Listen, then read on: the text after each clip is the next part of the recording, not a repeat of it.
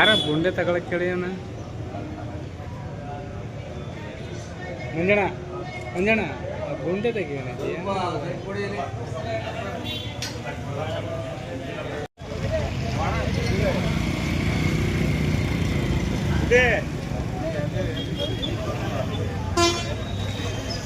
Manjanna first ತೆಗಿನಪ್ಪ ಅವ್ರು ಎತ್ಕೊಳ್ಬೇಕು ಮಂಜಣ್ಣ ಬಿಡಬೇಕು ಅವ್ರಿಗೆ ಮಂಜಣ್ಣ ಎತ್ಕೊಳ್ಬೇಕು ಜಿಲ್ಲಾ ಉಪಾಧ್ಯಕ್ಷ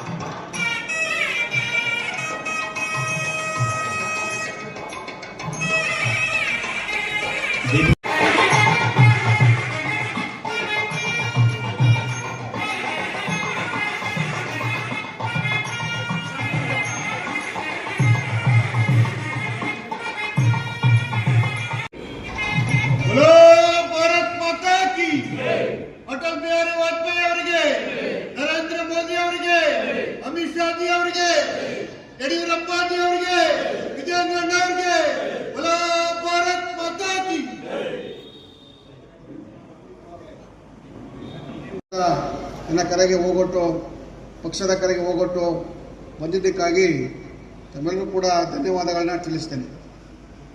2016ರಿಂದ 2019 ಅರ್ಧದ ವರ್ಷದವರೆಗೆ ಎಚ್ ಡಿ ಕೋಟೆ ವಿಧಾನಸಭಾ ಅಖಂಡ ಎಚ್ ಡಿ ಕೋಟೆ ವಿಧಾನಸಭಾ ಕ್ಷೇತ್ರದ ಅಧ್ಯಕ್ಷನಾಗಿ ನಾನು ಕೆಲಸವನ್ನು ನಿರ್ವಹಿಸಿದ್ದೆ.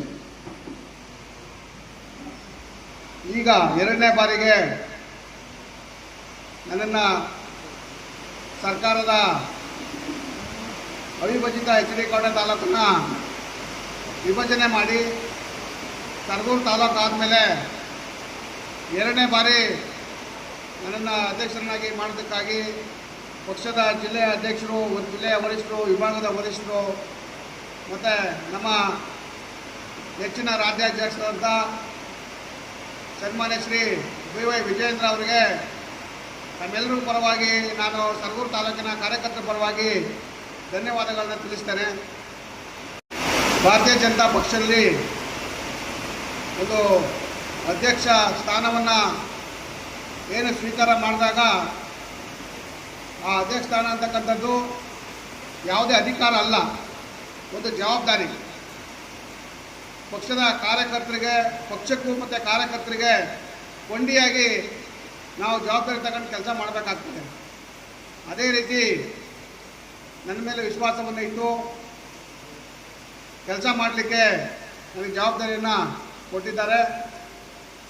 ಏನೋ ತಮ್ಮೆಲ್ಲರ ಸಹಕಾರದೊಂದಿಗೆ ನಾನು ಬರ್ತಕ್ಕಂಥ ದಿನಗಳಲ್ಲಿ ತಮ್ಮ ಸಲಹೆ ಸೂಚನೆಗಳ ಮೇರೆಗೆ ಯಾವುದೇ ತೊಡಗಿಲ್ದೇನೆ ತಮ್ಮೆಲ್ಲರ ಒಮ್ಮತದ ಒಂದು ಅಭಿಪ್ರಾಯದಂತೆ ಕಾರ್ಯನಿರ್ವಹಿಸಿಕೊಂಡು ಹೋಗ್ತೇನೆ ಅಂತಕ್ಕಂಥ ಮಾತನ್ನು ಕೂಡ ಈ ಸಂದರ್ಭದಲ್ಲಿ ಹೇಳಲಿಕ್ಕೆ ಬಯಸ್ತೇನೆ.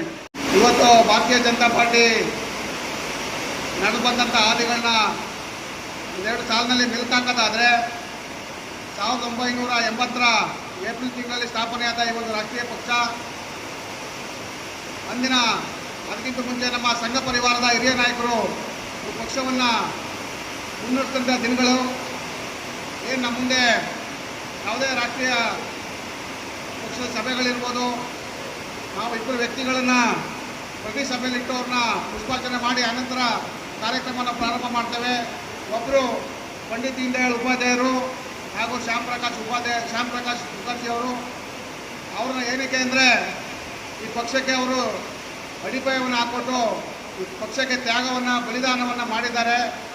ಅದೇ ರೀತಿ ಅವ್ರು ಹಾಕ್ಕೊಟ್ಟಂಥ ಸಿದ್ಧಾಂತದ ನಡುವೆ ಇವತ್ತು ಕೂಡ 90ರ ದಶಕದಲ್ಲಿ ಅಡ್ವಾಣಿಯವರು ಇರ್ಬೋದು, ಅಟಲ್ ಬಿಹಾರಿ ವಾಜಪೇಯಿ ಅವರು ಇರ್ಬೋದು, ಇವತ್ತಿನ ನರೇಂದ್ರ ಮೋದಿಜಿಯವರ ಆಡಳಿತವನ್ನು ನೋಡೋದಾದರೆ ಕೇವಲ 2 ಲೋಕಸಭಾ ಸದಸ್ಯರಿಂದ ಹಿಡಿದು ಇವತ್ತು 303 ಲೋಕಸಭಾ ಸದಸ್ಯರು ಗೆದ್ದಿದ್ದೀವಿ ಅಂದರೆ ನಮ್ಮ ಹಿರಿಯರು ಹಾಕ್ಕೊಟ್ಟಂಥ ಮಾರ್ಗದರ್ಶನ ಭದ್ರ ಬುನಾದಿ ಅದಕ್ಕೆಲ್ಲ ಕಾರಣ ಅಂತ ಈ ಸಂದರ್ಭದಲ್ಲಿ ನಾನು ಹೇಳಲಿಕ್ಕೆ ಬಯಸ್ತೇನೆ. ಜೊತೆಗೆ ರಾಜ್ಯದಲ್ಲಿ ನೋಡೋದಾದರೆ ರೈತ ಪರ ಹೋರಾಟಗಾರರು ಆದಂಥ ಸನ್ಮಾನ್ಯ ಮಾಜಿ ಮುಖ್ಯಮಂತ್ರಿಗಳಂತ BH ಯಡಿಯೂರಪ್ಪನವರು, ಅವ್ರ ಜೊತೆ ಸಹಕಾರ ನೀಡಿದಂಥ ಇಂದಿನ BB ಶಿವಪ್ಪನವರು ಇರ್ಬೋದು, ದಿವಂಗತ ಅನಂತಕುಮಾರ್ ಅವರನ್ನು ನೆನೆಸ್ಕೋಬೇಕಾಗ್ತದೆ. ಇವತ್ತು ಈಶ್ವರಪ್ಪನವರು ನಮ್ಮ ಜೊತೆ ಇದ್ದವರು ಕೂಡ ಅವರು ಕೂಡ ನೆನೆಸ್ಕೋಬೇಕಾಗ್ತದೆ. ಎಲ್ಲರ ಒಂದು ಶ್ರಮದಿಂದ ಕರ್ನಾಟಕ ರಾಜ್ಯದಲ್ಲೂ ಕೂಡ ನಾವು 2 ಬಾರಿ ಅಧಿಕಾರವನ್ನು ನಡೆಸಿದ್ದೀವಿ. ಯಾತಕ್ಕೋಸ್ಕರ ಈ ವಿಚಾರವನ್ನು ಹೇಳ್ತಾ ಇದ್ದೀನಿ ಅಂದರೆ ನಾವೆಲ್ಲರೂ ಕೂಡ ಪಕ್ಷ ಹಾಕ್ಕೊಟ್ಟಂಥ ನಮ್ಮ ಆಡಳಿತದಲ್ಲಿ ಸರ್ಕಾರ ಆಡಳಿತ ನಡೆಸುವಾಗ ಹಾಕ್ಕೊಟ್ಟಂಥ ಕಾರ್ಯಕ್ರಮಗಳನ್ನ ನಾವು ಜನಸಾಮಾನ್ಯರಿಗೆ ಹೇಳಬೇಕಾಗಿದೆ.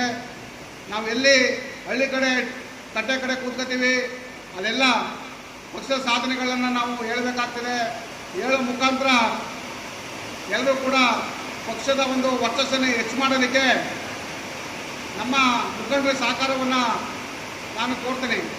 ಯಾಕೆಂದರೆ ಯಾವುದೇ ಮನಸ್ಸಿನಲ್ಲಿ ಇಟ್ಕೊಳ್ಳದೇನೆ, ಭೇದ ಭಾವ ಮನಸ್ಸಿನಲ್ಲಿ ಇಟ್ಕೊಳ್ಳದೇನೆ ಅದನ್ನು ಆ ಕ್ಷಣದಲ್ಲಿ ಎಕ್ಸ್ಪ್ರೆಸ್ ಮಾಡಿ ನಿಮ್ಮಂಥವರ ಆಶೀರ್ವಾದಗಳು ಈ ಮುಂದಿನ ದಿನಗಳಲ್ಲಿ ನಮಗೆ ಬೇಕಾಗುತ್ತೆ. ಸಣ್ಣ ಪುಟ್ಟ ತಪ್ಪುಗಳು ನಾನಾಗ್ಬೋದು ಅಥವಾ ನೂತನ ಅಧ್ಯಕ್ಷರುಗಳು ಯಾರಾದರೂ ಮಾಡ್ಬೋದು. ನೀವು ಹಿರಿಯರಿದ್ದೀರಿ, ಈ ಪಕ್ಷದ ನಡವಳಿಕೆಗಳನ್ನು ಅವತ್ತಿನ ಕಾಲದಿಂದ ನೋಡ್ಕೊಂಡು ಬಂದಿದ್ದಾರೆ. ಗ್ರಾಮೀಣ ಭಾಗದಲ್ಲಿ ಯಾವ ಜನ ಯಾವ ರೀತಿ ಚುನಾವಣಾ ಸಮಯದಲ್ಲಿ ಮುಂದುವರಿತಾರೆ ಅದನ್ನು ನಿಮಗೆ ಚೆನ್ನಾಗಿ ಗೊತ್ತಿರುತ್ತೆ. ಆ ನಿಟ್ಟಿನಲ್ಲಿ ನಿಮ್ಮ ಮಾರ್ಗದರ್ಶನ ನಮಗೆಲ್ಲರಿಗೂ ಬೇಕು. ಖಂಡಿತ ನಾವು ನಿಮ್ಮ ಆಣತಿಯಂತೆ, ನಿಮ್ಮ ಆಜ್ಞೆಯಂತೆ ನಾವು ನಡೆದು ಪಕ್ಷವನ್ನು ನಾವು ಮತ್ತಷ್ಟು ಗಟ್ಟಿಗೊಳಿಸೋದ್ರಲ್ಲಿ ನಿಮ್ಗಳ ಜೊತೆ ನಾವು ಕೂಡ ಕೈ ಜೋಡಿಸ್ತೀವಿ ಅಂತ ಹೇಳ್ತಾ, BJP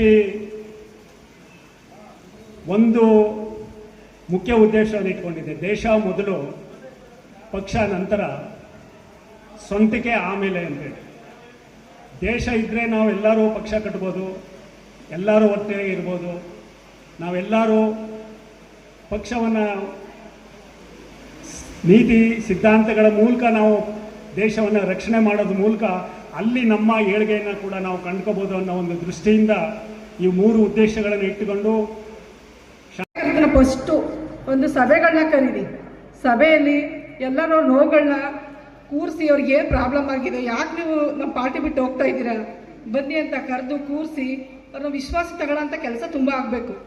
ಹಂಗಾದರೆ ಮುಂದಿನ ದಿನಗಳಲ್ಲಿ ಇವಾಗ ನಮ್ಗೆ ಹೆಂಗೆ ಹೇಳಿದ್ರು, ನಮ್ಮ ವಿಧಾನಸಭಾ ಕ್ಷೇತ್ರದಲ್ಲಿ ಒಬ್ಬ ಶಾಸಕರನ್ನ ಕಾಣಬೇಕು ಅನ್ನೋ ವಿಶ್ವಾಸ ಎಲ್ಲರಿಗೂ ಇದೆ.